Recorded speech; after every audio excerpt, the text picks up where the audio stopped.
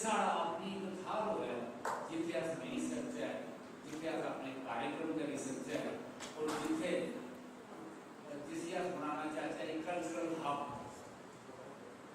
और वो सुपना आज उस सुपने में मूर्त रूप आज हासिल होता है।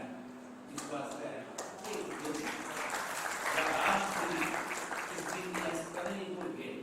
और मैं समझना कि डोगरी साहित्य के इतिहास, डोगरी साहित्य के सफर अज का दिन एक खास था।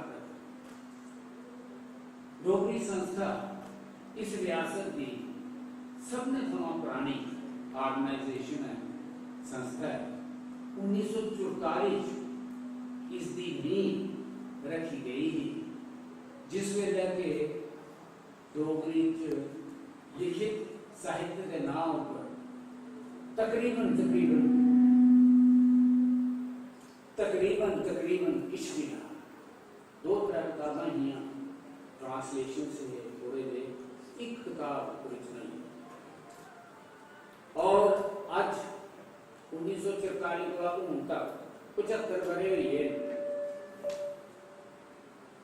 और इस 75वें बरे अस डोगरी संस्था की प्लैटिनम जुबली भी मना रहे हैं। तो ये शुभ काम इससे बड़े जो है 75वें बरे डोगरी संस्था के बनने का, इसकी भी असें की बड़ी खुशी है।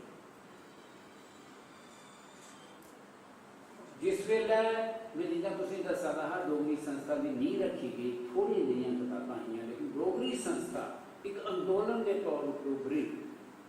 सिर्फ एक संस्था नहीं रही, एक अंदोलन बनया जिहदे लोगों की प्रेरणा दी गई लिखने वास्ते।